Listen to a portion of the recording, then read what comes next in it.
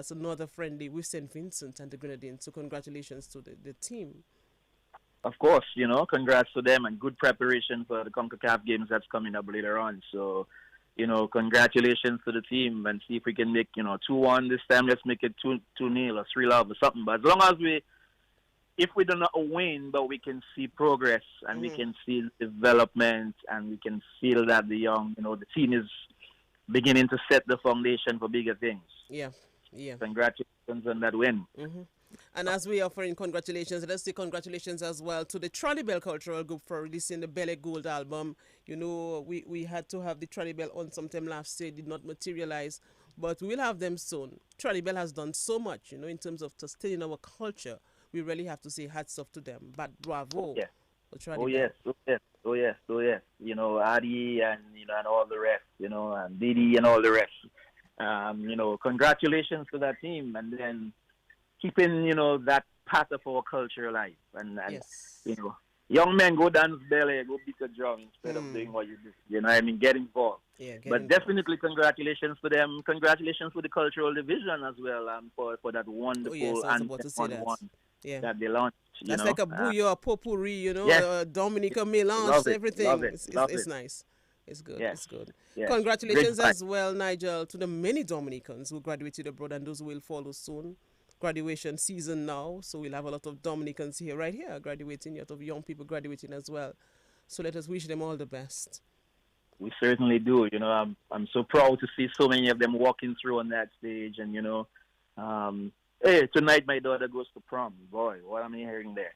And then she graduates from high school next month. So, and it's always good when you see the young people that heading towards a positive direction. So congratulations to all those who've been graduating. Yeah, congratulations. And as we get ready for our guests, let us shout out all the Connecting the Dots fanatics.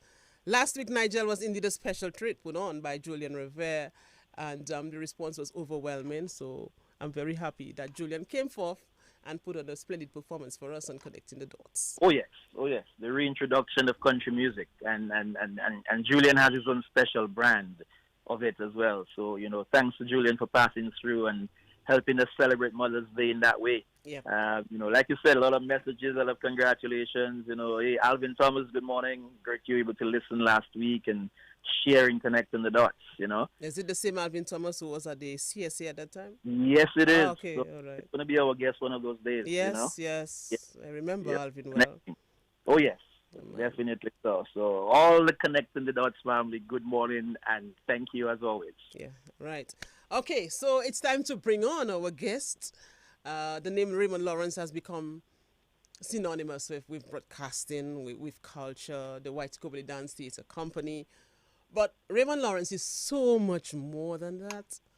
And Raymond is what I would call, Nigel, a consummate professional. Because Raymond is just, he's really good. And no flattery here. It is what it is. Raymond is just skillful. He's talented. He's a professional. And I'm sure you'll agree. Well, they have something like 1,000%, or it's just 100 you can. I would definitely agree with all the sentiments echoed here. And, when you speak of Raymond, you speak of in terms of those who are, whether you're involved in culture, in media, just in your own general life, you want to make sure you can emulate what he's done. Yeah, so, man. Definitely. I speak about the gold standard here. I mean, Raymond comes from that milieu of people that were very much, how I would say it, they were very much interested in what they were doing, so they would hone their craft. They would ensure that they learn, all the rudiments, whether in broadcasting, whether in dancing, in terms of Raymond, and things like. But Raymond will tell us about himself. It is really one thing to be skilled in certain areas, but bringing a high level of professionalism to whatever you do, I think that is the metal, of a good man. And we will talk to Raymond. Nigel, you know that Raymond has a smile that is also infectious, right? You know that. Oh, but of course. Raymond is warm. He's approachable. I'm not looking at him now, but I'll take a peek in a while. But I can just imagine the smile. Yeah, man. Raymond is just this person. He always carries that smile. Yeah, he has this calm countenance, but he can be very, very stern as well. So let me stop talking before I go on to give Raymond a garden of flowers. So, Nigel, you have the drum, right? Nigel, I hope you have the drum. I actually practice a dance, but you can't see it, so I'll have to do it with drums instead. Let's beat the drums. Play the accordion, back tabula.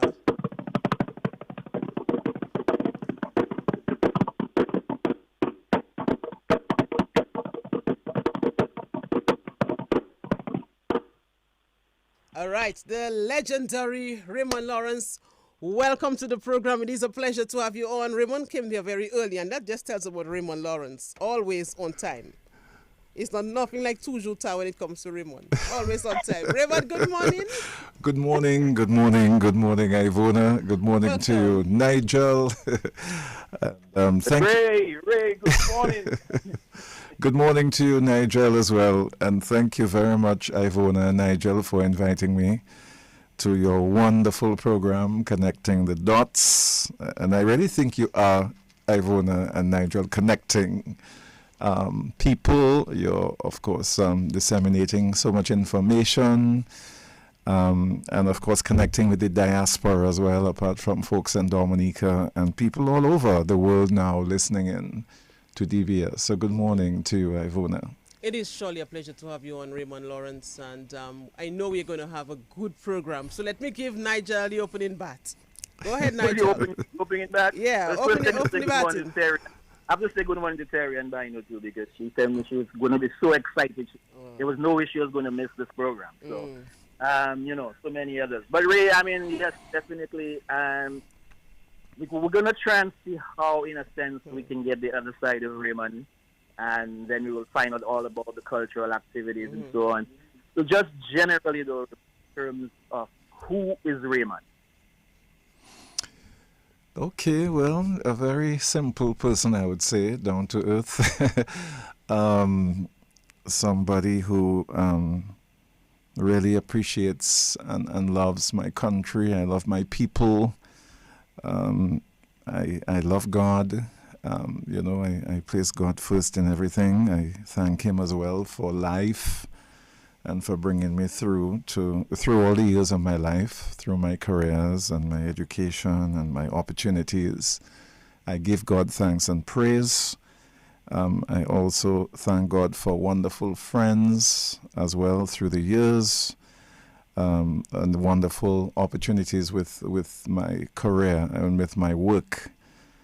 Because I guess when I was in school, I never thought of broadcasting or even culture as a career at the time. I was more thinking of becoming a teacher or a lawyer or something to that effect, But as God would have it, when I left school, then I joined Radio Dominica, it was called at the time. In fact, this very building, Ivona. So this was my first sort of full-time major job in 1972. And really as a summer sort of a type of job, which I eventually came to love and to really let it become, my first real career, which is radio broadcasting. And then I also went into television work as well, television news, and so with GIS and MARPIN and so on. And then, of course, culture full-time. But, of course, I was always involved in arts and culture from primary school, into the arts, into performing, into drama. In fact, I was very much into drama before I entered dance. A lot of people think of me as well with dance. Which has been one of the main art forms that I've been involved with. But even before dance, I was very, very much involved in drama, in theater with people like Alwyn Bully and Daniel Corderon. Amma Harris also had a great influence on my theater experience as well, because she used to direct plays and direct me in plays before I had joined the People's Action Theater, because I was performing in secondary school as well, and Harris directed plays as well. But of course I was involved with different plays like P.O.P.O., Jesus Christ Superstar, and the like, directed by Alwyn Bully, and that was such a wonderful and a great experience. And I would later on come back to work with Alwyn in a different capacity, Alwyn as Chief Cultural Officer and I as a Cultural Officer. So Yeah, so somebody involved in the arts, somebody involved in broadcasting, somebody who loves life and, loves my family. I love my country a lot. I love my people a lot. And I love working and making a contribution to society to help to better society in some way or the other and to bring about peace. I'm very much into peace and unifying people and helping people to work together in harmony, trying to avoid conflict with others. Very much into dance through the years. Of course, Waito Kubuli was 50 years last year. This year we are 51. And through the many, many years, we've had hundreds of dancers pass through Waito Kubuli, and a number of them have gone on even to form their own groups and their own studios and schools and so on. So I'm happy that Waito Kubuli was a platform for so many, many young, so all through those years, and it's young people we're dealing with all of those years. So I've been very much involved with the youth as well when I look at it and when I think of it, because it has always been young people. And when I was in Montserrat working with Radio Antilles, I also formed the Montserrat Dance Theatre. So for about 4 years, I was artistic director of that dance company as well in Montserrat. And we did a number of dance productions as well. And Montserrat was a very wonderful experience. I consider it still to today as my second home. I really, really love Montserrat. I thought it was a smaller version of Dominica, the greenery, the fresh water, even the crapo, they had as well at the time. I'm not sure if they have any now since the volcano, but yeah, and that was a real wonderful experience. And all the people I've had to work with through the years, in Radio Dominica, of course, which has become DBS right now. Radio Antilles, people in culture and the arts through the years.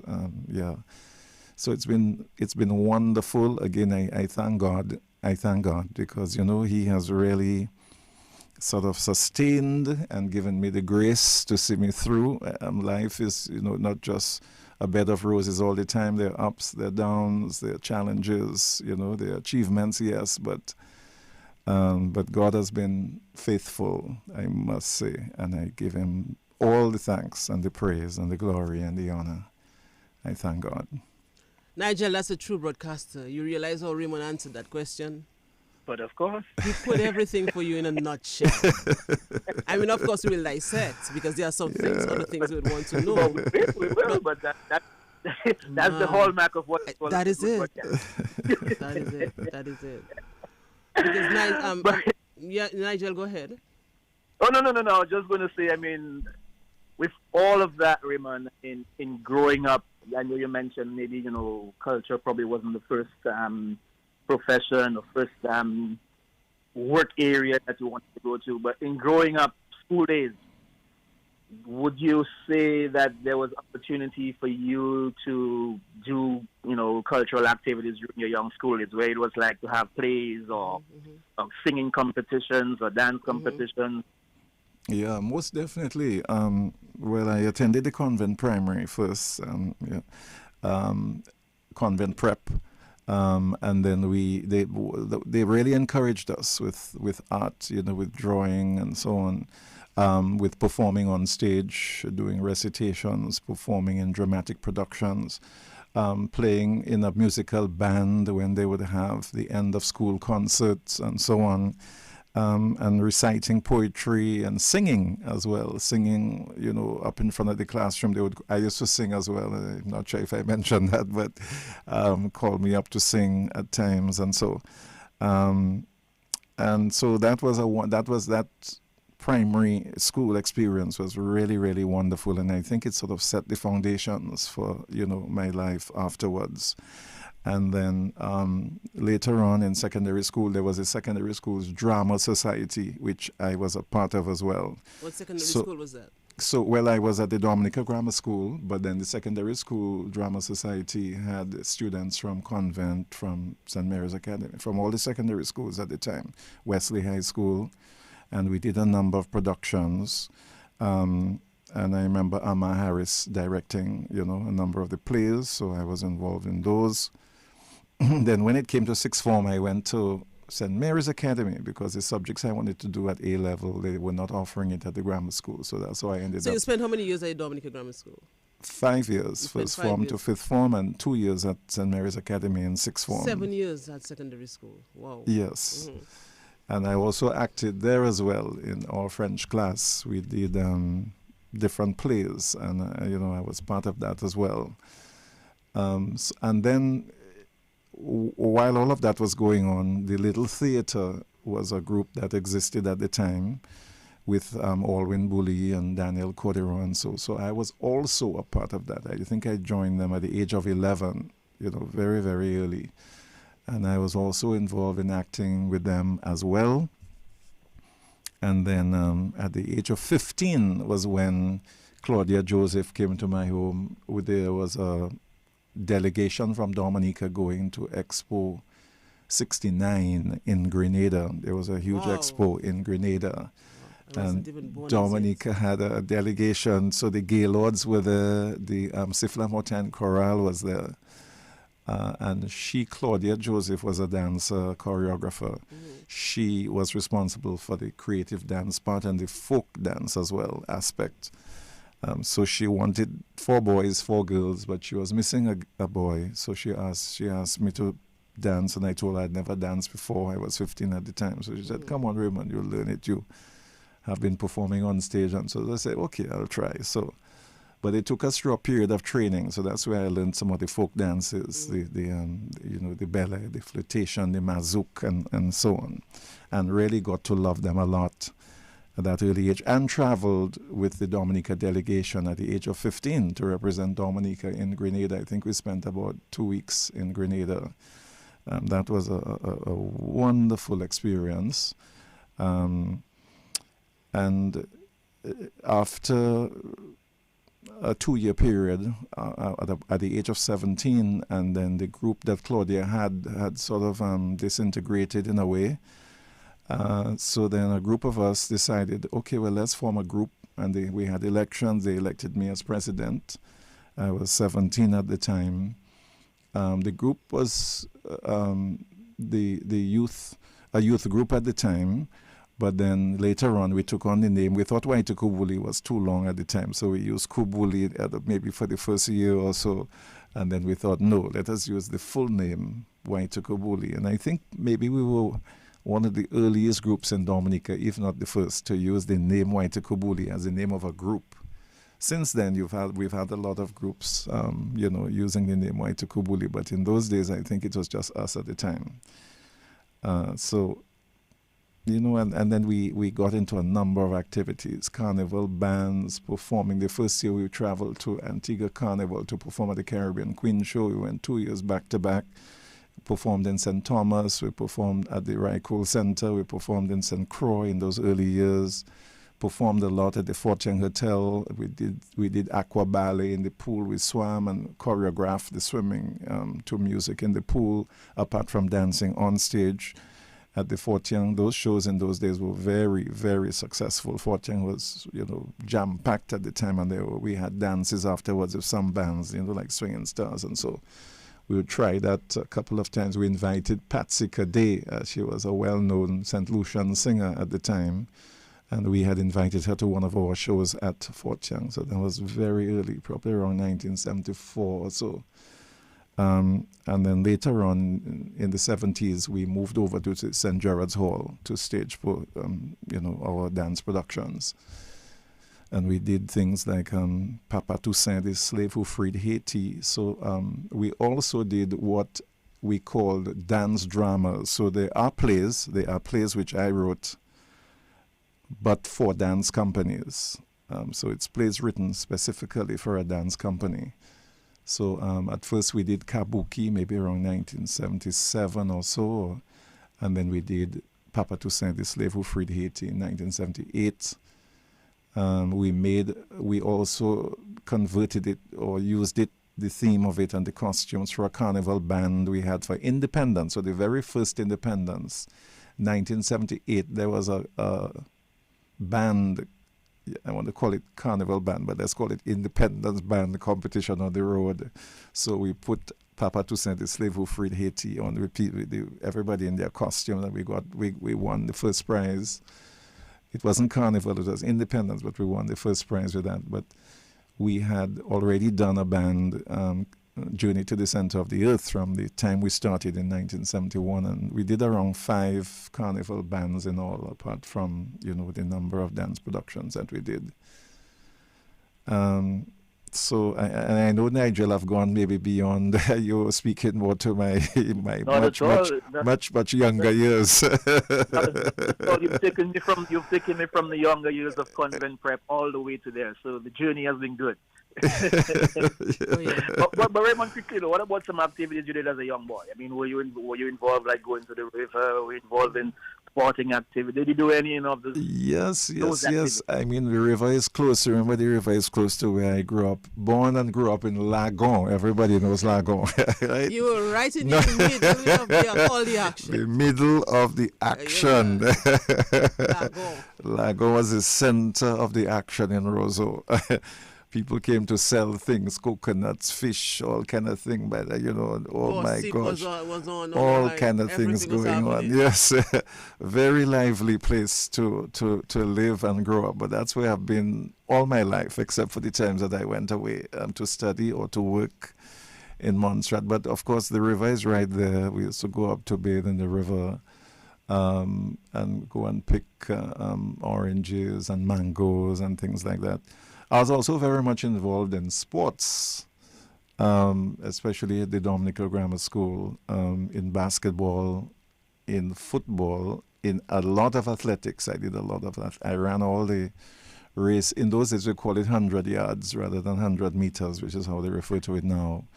But I did all the races, the 100 yards, 200, the 400, the 800, and the mile as well. I attempted long jump and high jump. But I was better at the running, athletics, and basketball. I was one time selected for the Dominical Grammar School team, and I played matches at the St. Mary's Academy representing the grammar school. I guess that's a part of my life that many people don't know about. Wow, but I was also very much in sports as well. So you were like a spring chicken back then? Yes. Yeah, very much involved, Wow. and in athletics as well. And then, I as I said, after school I joined Radio Dominica, but always involved from young as in the arts. And I grew up in an artistic home, I must say, in a musical family. Yes, my sister Jean Lawrence Mathurin, I guess. Siffle Motin Chorale. We all grew up together. We had a piano, always had a piano at home. So all the songs she composed, say P.T. Beta Kika Fel, and all of those were right there in the drawing room, all of us singing together. Mammy would help her with the Creole, because when we were growing up, with some families, parents didn't want, they were not encouraging you to speak the Creole, although they could speak it. And when their friends came, they were chatting in Creole and so, but they didn't encourage us as such to speak the Creole, although I still ended up learning it. I'm not an expert on Creole, I'll be the first to say, but at least I can, démêler myself, as we say in Dominica. But she too was able to remember most of her songs are in Creole as well. And when I think of it, she did a fantastic job in composing in Creole. And what she couldn't translate, Mammy would help her with it, or Daddy would help her to translate the words and so. But all those songs, those beautiful, Merci, bon Dieu, Pania, all those beautiful songs of Jane were composed right at home, and we were singing almost every night or every other night. We were gathered around the piano singing. I also learned to play piano too, in the early days with Mr. Christian, that's Pearl Christian's uncle. I took a number of classes, and I played the piano to a certain extent as well, apart from all the singing. So we grew up in a musical family. My brothers played the guitar and so on, and then my brother played the Swinging Stars. My sister Bernadette, who died recently, sang with the Swinging Stars. She was one of the very early female lead singers of the Swinging Stars. My first sister, who also passed, was another singer as well. She sang in church and sang in choirs. And of course, Jean is a singer and has composed so many wonderful songs. And as I said, my brothers, played one instrument or the other. Both parents played instruments. My mother played the violin. My father played the piano as well. So I guess we just kind of grew up, apart from the school activities, the home activities as well, sort of encouraged all of us to take part in the arts and in music, especially at home. Nigel, I really love Raymond's story. I mean, we're still into this, but I'm learning so much. It tells me as well about the social landscape back in the day. Around that time, it was on a high. You could sense that there was this vibrancy in the cultural movement, in theatrical productions and things like that. So Raymond, I guess, had no choice back then but to gravitate towards that cultural aspect of things. Yes. And of course, remember in those days, no television, no cell phone. And so we have to, so then now you just had to occupy. So that's what, we were very, very creative in those days, you're all involved in all different activities and, you joined, artistic groups, whether it was theater or whether dance or whatever, and worked with, on carnival bands, and I did a lot of painting as well. Sometimes when I think back, I forget some of the things that I did art. Wow. I've done a lot of art. In fact, Lennox Honeychurch and I were talking the other day. He was saying he hadn't painted in a while. I was saying I hadn't painted in a long while. With my work at the Cultural Division, I just found I didn't have the time to paint. But I did win national prizes in the 70s in art, yes, especially in watercolor. And I also won prizes in poetry. I did a number of poems, and I also won prizes in short story as well. So I took, in those days, maybe I was more creative than now. I don't know. But I wrote a number of short stories, poems, did a lot of painting. Through the years, I've done sporadically paintings here and there as gifts, giving them away as gifts. People have bought the painting. I have some of them at my home as well right now in my living room. But that's another hobby I really would like to take up again. I would love to do more painting again. So I just ask God to give me that grace to start painting again, seriously. And and do a lot more art. But a lot of people probably wouldn't know me as as they more know me in the dance field and maybe as a master of ceremonies, a host on stage and that kind of thing. But so I have been very much involved in the arts, and I've loved the arts all my life. Loved Dominica's culture. I mean, I was heavily influenced by Mrs. Corderon as well. Edward Oliver LeBlanc, the National Day celebrations from '65, and my sister Jean and my whole family. Claudia Joseph, and then of course in the 70s, as we all know, the Cadas, was born, and that was just such a very, very exciting time. And the theater with Alwyn Bully and Daniel Corderon, all and Nama Harris, and the bands, the Exile One, the Midnight Groovers, people like Ophelia, that have had a working relationship in terms of performance and everything. Ophelia used to sing while Kubuli was dancing. In fact, there was a year, what year was it? Maybe 1974 could have been, when at the time the Arts Council, they had a dance competition at the Old Mill for all dance groups. And so Kubuli we had two sections at the time. We had a senior section, we had a junior section we called T Kubuli. That's where Sandra Francis started, Kimara Ito's mom. She started as a very young dancer. Maybe she was 8 or 9 years old at the time. But anyway, so we took part in the competition down at the Old Mill. Well, the senior group won. And then the Wesley High School dancers came second. And then Tikobuli, the smaller ones, came third. And then they had 1 or 2 judges from overseas, I think, at the time too.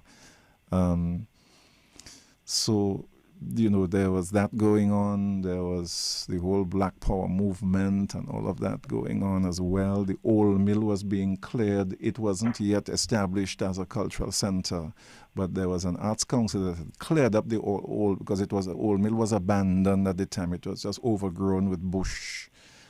So it was cleared and then used as a place for performance, a place for exhibitions, and so on. Alwyn was very much involved in that council at the time, the Arts Council.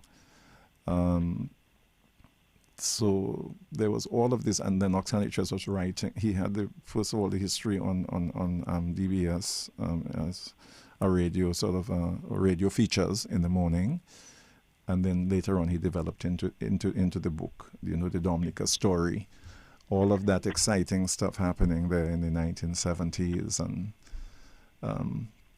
So it was a very, very exciting time. I mean, I'm happy that, I lived through all of that time and with people like Alwyn and then Oxford Church and Jean, my sister. And I didn't actually perform with Mabel Sissy Cordero, but my eldest sister had been part of her group. So I used to hear them and see them and so on. I used to see Mrs. Cordero at work and so I was very sort of influenced and impacted by her, her dynamism. And she liked to have lots of children sometimes dressed up in our Creole wear. I think too, when we came to do those large kind of productions we did for the opening of Independence, sometimes the opening of Independence, a couple of times we've done about 2 of them at the Windsor Park. And then about 2 of them at the Gardens where you have the hundreds of performers. In fact, I was the one who came up with the concepts for those grand presentations. And thank God all of them were very, very successful. I mean, people seem to... the last one we did was at the Gardens when Dominica was 40 years. I think that was 2018. And that too was very, very successful. The one before that was very impactful as well at the stadium. It was a grand presentation of Dominica's culture that we did.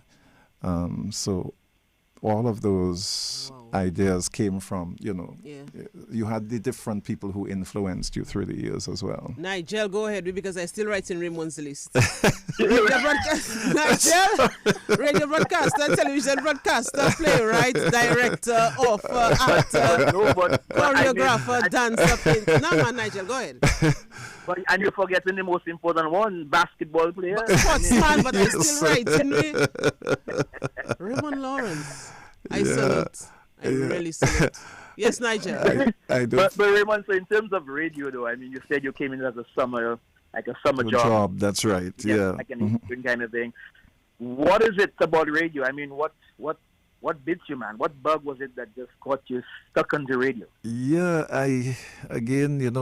God's design, God's grace. When I look back on my life, that's why I'm always so thankful to the Almighty Father, for His direction and guidance. But I had applied to UWI, I remember, that year, to go to study. My mind was on becoming a teacher. That's what I remember. I wanted to become a teacher. But then I thought, to wait until September and then I'm not doing anything. And I always like to be involved in something. I want to be doing something. So as soon as school closed in June, I was calling around asking if anybody had any summer job. And then I don't know what it was that prompted me to, because I loved radio, listening to the radio in those days, I loved DBS, it was Radio Dominica at the time. Before that, WIBS, Radio Antilles had started in 1963, so that it was there as well. But I called up Jeff Charles, who was manager at the time, and I asked him whether they had any job available at the time. And so at the time he said, no, not really, but if I wanted to just go around collecting news for the newsroom, then, that would be okay. I said, sure. I said, is anything, any kind of job. And so that's how I started going around collecting news. Before, it was more like actually going out and going to the police station, going to the fire station, going around where you thought, they could give you going to different offices where you thought they could give you a news item. And then preparing the news, and then of course with some after Jeff Charles listened to me read of course, you have to rehearse first. You have to audition, so to speak, before you actually go on air. And then he allowed me to start reading the news. And then I said, wow, that's beginning to look good. It's beginning to look interesting. And then, you get feedback from people saying, hey, but Raymond, you're not sounding too bad, man, on the radio. You must sort of keep it up. My parents and so would encourage me a lot, especially my mother. And would be my greatest critic as well when I reach home. Oh, you didn't see the thing. You should have paused there. You should have, and so on.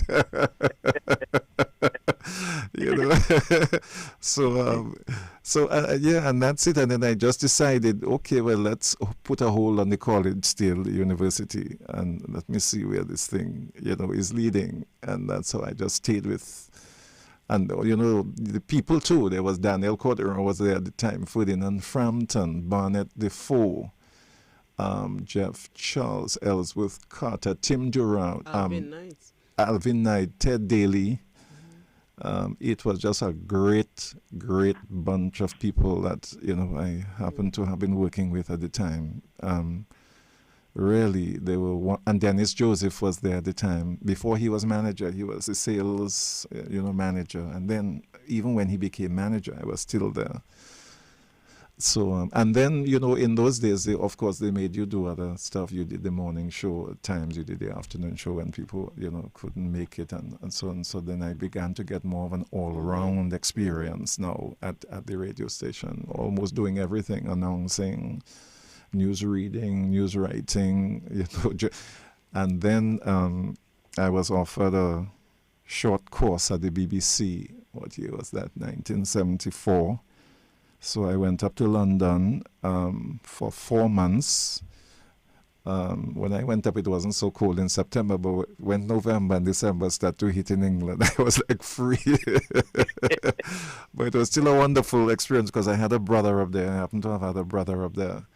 So that was great to see him again after a number of years. But the radio broadcasting course at BBC really was another great experience, for me, and came back and so on and started to. So I did later on did another course in Barbados as an OAS broadcasting course as well.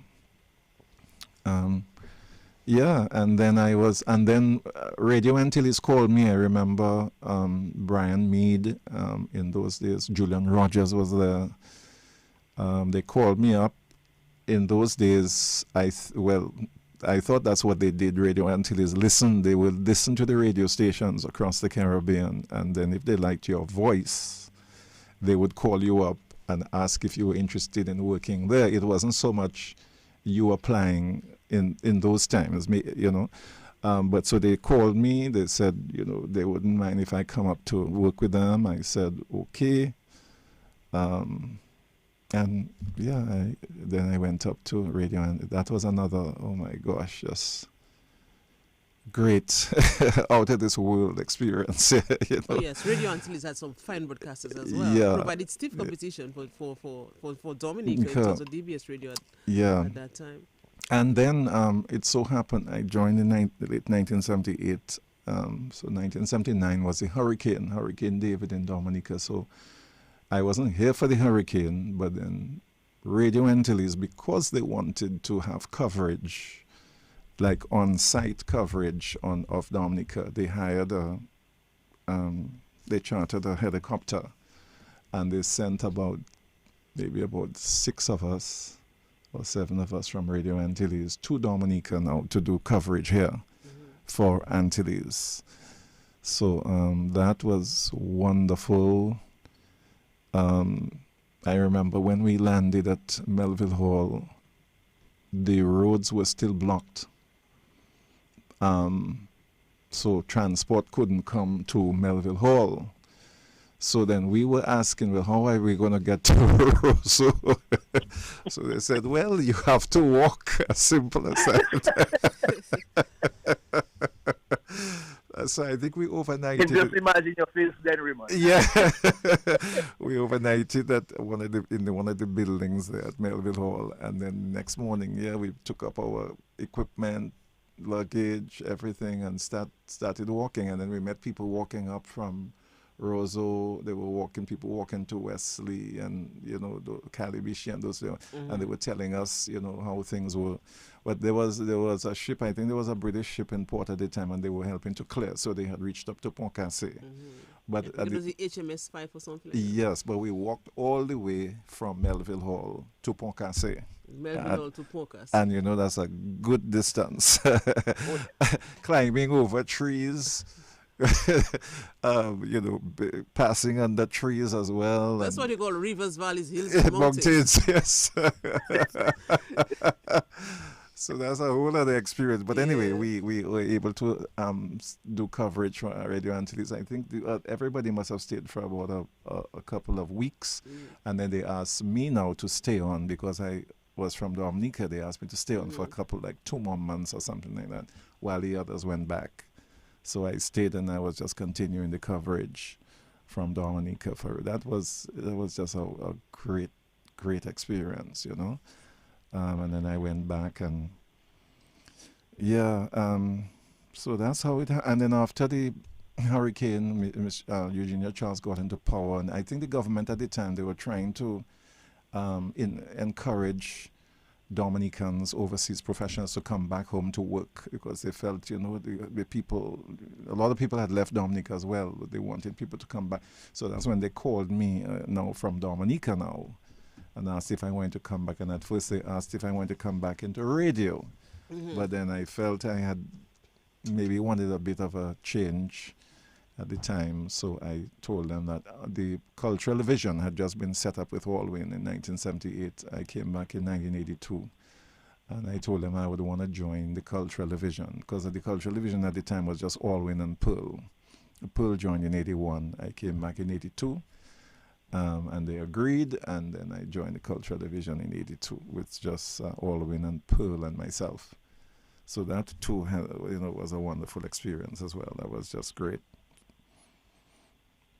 Nigel, I tell you, I'm sitting, I'm taking in, I'm writing notes. Oh yes, I'm writing. Yes. This is a lot. Yes.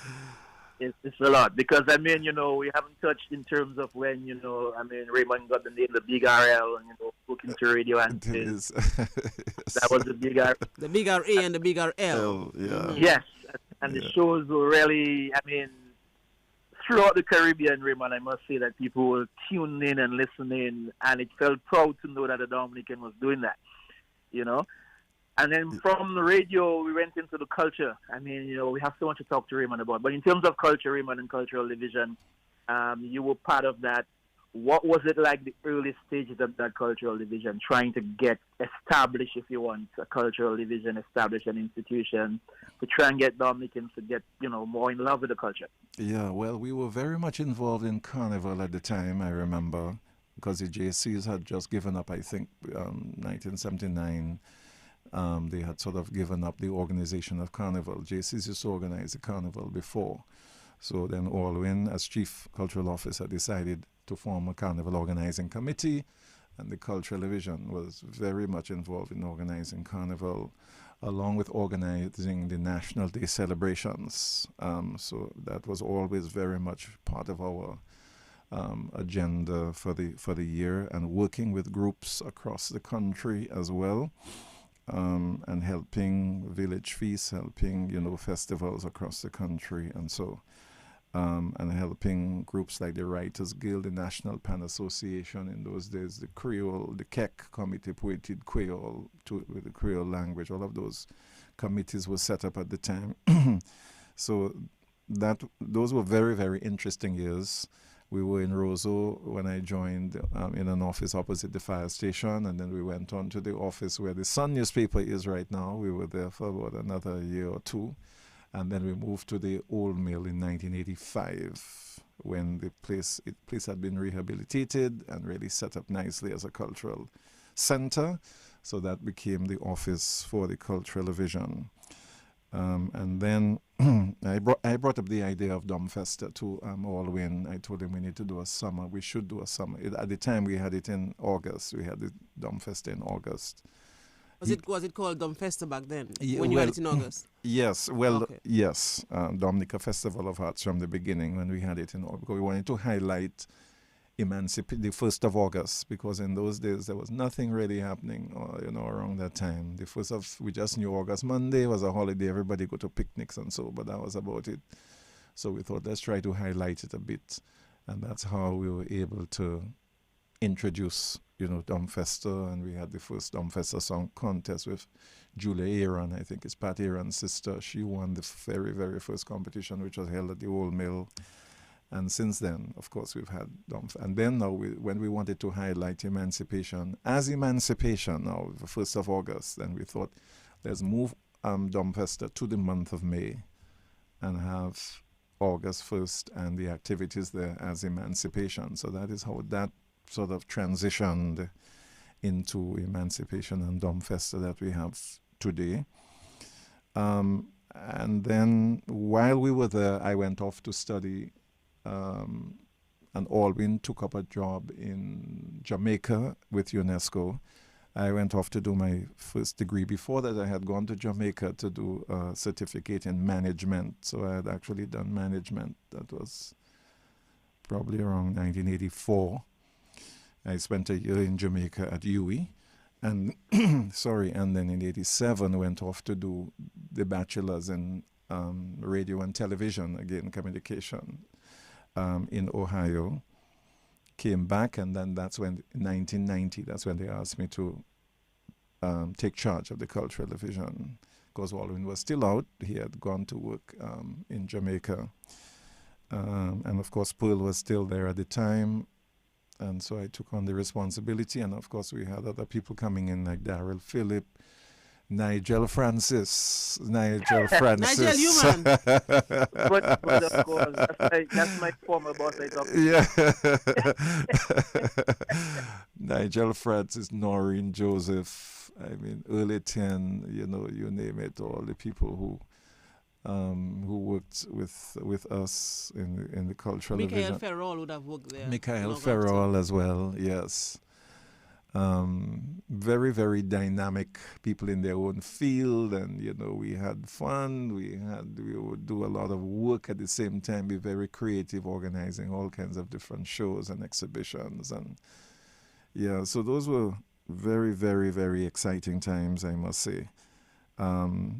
Representing Dominic at Carifesta, a number of times we sent a Dominica cultural delegation to Carifesta. Some of it I led, and then there was a time early 10 led as well. I told him to lead at one time one of the delegations.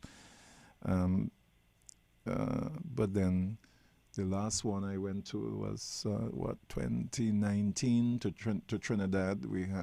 There was Carifesta in Trinidad, and I was able to lead that delegation there too.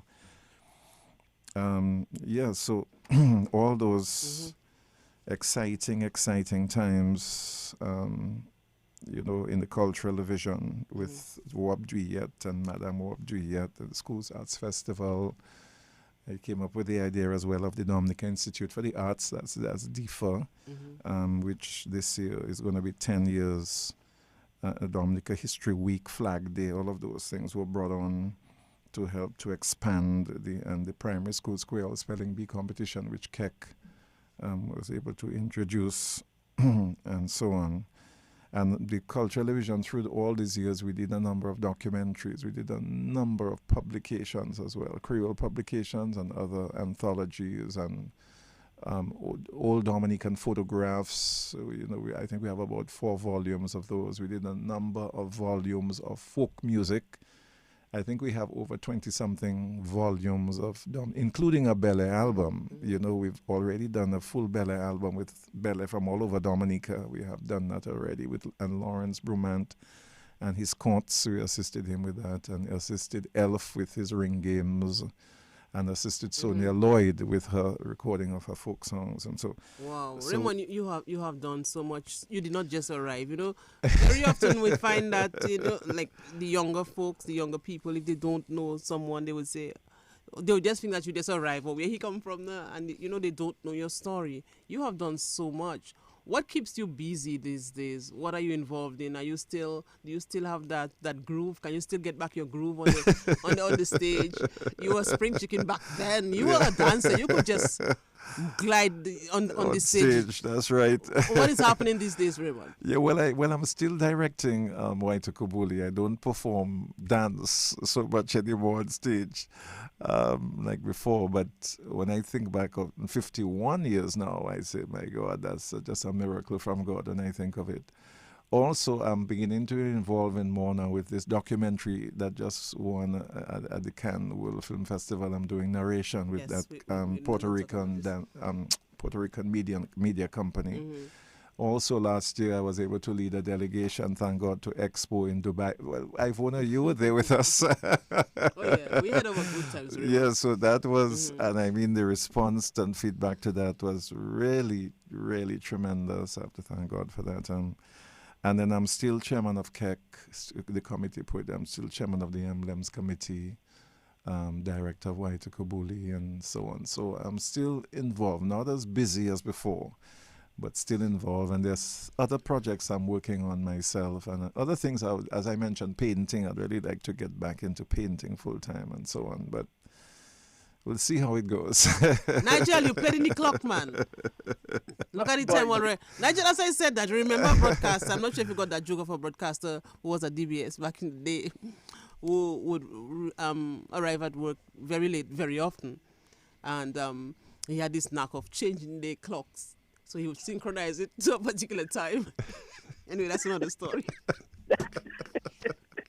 I think we should do that now. We should Yeah, but it's really interesting. You know that vibes coming from Raymond, Nigel. Very interesting stuff. Oh yes. And I mean, there's so much we haven't touched on. I mean, Raymond's involvement in Carnival, and I mean, Waito Kubuli. I remember back at the Cultural Division, I was there, and Ray and I were talking about the Old Mass Festival. Yeah, that's right. And then you remember the first one we had to do, Ray, where you said, "Okay, Nigel, you're going to be in charge of that." Yeah. And the first one we did was at the, Newtown Savannah, yes. Yeah, and I remember you, Nigel, being there as well. It's good to Yes. see that the festival has grown and so on. But I mean, there's so much more. Carnival, I mean, you've done carnival costumes. You haven't talked about emceeing it, and I know the time is against us, but you've been a master of ceremonies for practically every Queen show and other events.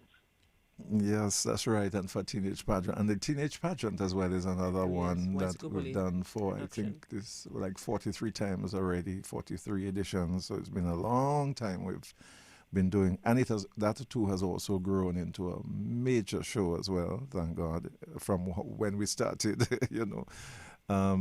And we're hoping we can do one next year, God, because Carnival. We didn't have Carnival for the past two times there. So. Do you miss the Papi Show weddings, like how it was before? You come from that Hillsborough Street, Lago area, where Papi Show weddings was just the big thing. Yeah, in fact, there are lots of things I miss, that we used to do in Carnival before. Lots of things I miss from the older carnivals that we don't have now, that we've, in a sense, lost. And that kind of hurts me in a way, but anyway, things have changed and things have moved on, and, but the carnival before and now, were very, very different, I would say, including the Papi Show weddings, and, even the Juve was very, very different, and the crowds of people, I mean, Rosa was jam-packed with people on both Monday and Tuesday. Now we don't see the kind of crowds before, so I'm not sure. But we had the parades. Well, that's what the things were kind of different. So, but anyway, so there's certain aspects that I miss and I wish could be reintroduced into the carnival. But of course, that's up to the carnival organizers. Yeah. Going forward, what some of the suggestions you'd like us to keep? Well, we culture is a very sort of creative, dynamic kind of area, and at the same time, it has to spring from a Dominican identity and our Dominican realities and resources and traditions. So it's always good. I always say culture is both traditional and contemporary. So yes, you have the modern creative, all the modern creative stuff, but it's important that we also carry the important traditions with us. Carnival time, where you see the sensei, you see the lapo cab with all of this helps to enrich and enhance the carnival itself, even with the modern creative costumes and modern music and all of that. So I think they kind of go hand in hand. That's something that we should try to continue. At Independence Time, we need to continue with the traditional stuff and the Creole wear, and at the same time, you can have all the modern stuff, and during Festa in the Emancipation. So it's it's not either or; it's both making and both sort of complementing one another and enriching each other, and that is what I think gives the culture the depth and the beauty and the identity of of Dominica. And so when we come up with new ideas, when we try to take it forward, we are doing things from a sort of more of a Dominican, not just copying what we see from overseas, and every time just copy what we see from overseas. I've never believed in really just copying from overseas. I kind of think we have a lot here to offer the world, and I think now and then, you see when Dominica performs wherever, people really love Dominica's performances. Just, in case in point, when we were at Carrie Festa in Trinidad, I mean, the kind of, even from Trinidadians that we got, they were speaking about Dominica. What is it? It's like, they seem to feel it looks rich, it looks vibrant. There's a whole mixture of different things, modern stuff, bouillon, cadas, we had all of that, and we still had the belle in between and the lapo cabwit, and they were thrilled by by what they saw and what they heard. So it's keeping the whole culture strong and keeping the talents, letting people explore and develop their talents to their full potential, so that we can really make a mark in the world, continue to make a mark in the Caribbean, in the world, and be proud of who we are, and at the same time maintain our Dominican identity within all of that, and be proud Dominican people and be proud of our culture and our heritage. Mashikon Atiez. Nigel, Mashikon look at the Atiez. time. So we have to end, Nigel. We really have to end. Yes. And if Raymond would want to go on and on and on. The contributions have been so many. Have touched almost every facet. And you talk of radio, you talk of education, you talk of youth, you talk of dance and painting and island basketball today and all the other things. So many people saying hi, by the way. Raymond, Ophelia, Noreen, Roslyn. Ophelia is asking for a copy. Yes, Ophelia, my dear, you'll get a copy. So a lot of people shouting you out this morning. Yeah, thank you very much. I want to say hello to all of them as well, all the people I worked with in culture and, broadcasting and so. So, Nigel, we have to end. We have to end. It's unfortunate. It is unfortunate. It is unfortunate. But Dr. Miggs, of course, will always continue the transition. Dr. Miggs makes sure that he does that. Ray, any plans of getting back into radio at some point as we end? Well, in fact, we had a discussion about Raymond doing a show. I hope he has not forgotten. I get Raymond on that one. I mean, I always love media, and as you all know, I've owned the narration. With that media company I'm involved with now, it keeps me involved in media and broadcasting to a certain extent. Do you love to listen to your voice, listen back? Like me as a broadcaster, I don't like to listen back to myself. Right. Yeah. It's something that you must do, obviously, to move forward. But do you? Yeah. When you were younger, back in the day, would you listen back to Raymond? Now and then, maybe not my favorite thing to do, to listen to my voice as such, But sometimes I listen just to kind of critique myself and see how I could improve. At that times when you say, "Boy, good man." And every time I listen, I guess I more listen to hear how I could be better, how I could improve. I always feel there's room for improvement, no matter how good people tell you are. You always want to improve, and always maintain a professional attitude as well and a professional mindset. So that has been my sort of attitude and goal, with my professions, both in broadcasting and culture, maintaining a high level of standard and professionalism and and flow You know, I don't like gaps in between, especially for cultural performances. A big gap, nothing going on. No, you know, things have to flow from one to the other. I kind of like that fluidity, and always keeping people engaged in what you're doing and stuff. And the same with radio, as you know, to live, if you stay 1 minute without anything happening on the radio, I know people are going to start calling, what's going on? Yeah, that's a sin in podcasting. Yeah. So somebody has to be talking, some music has to be playing while you engage people, you know. Yeah, well, it's exciting. Radio still is exciting. I remember when Nigel, when WCK released that song, I think it was Conchel, you know. I mean, Raymond, you can remember you really loved that song. Yes. I think you were at DBS at that time doing a production for a regular Wednesday program you would have had back in the day. And I was like, oh my goodness, Raymond is back, you know, like on fire and just like enjoying the Conchel.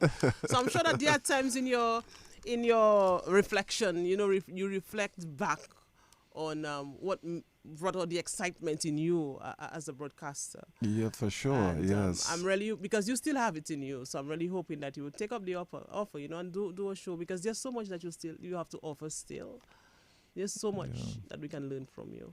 But let me thank you for joining us on Connecting the Dots, Raymond, this morning. I really enjoyed the discussion. I'm going home to listen back, you know, to this production. Really, I really enjoyed it. I learned a lot. I mean, you and we tight, but I didn't know so many things, you know, like you were a sportsman and all of that. But anyway, it's good that we have this program where we can connect.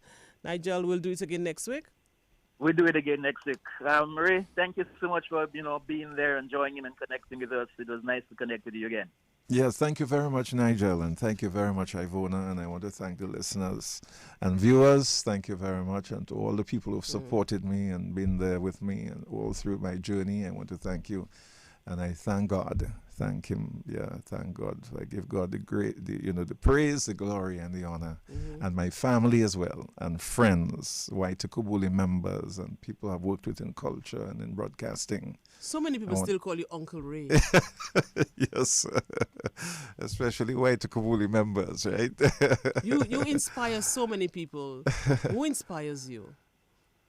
Well, as I did mention a couple of them, you know, people like, you know, Alwyn and apart from Church. Alwyn, so Alwyn, Amma Harris, and people like that. Amma Harris, yes, all those, yes. Inspiration. Broadcasting, Jeff, and yes. And of course, I must say I depend on God for His help and direction. Yeah. Thank you so much, Raymond Lawrence. Thank you Take very a bow. much. I salute. Nigel will do it again next week, God willing. We do it again next week. All right, you take care now. Yeah, thank you very much. That's it on Connecting the Dots. Raymond Lawrence, our guest. He has done so much. He continues to do so much. Stick around. Dr. Miguel Labadie is up next. Hey, Tilly, bonjour. Good morning.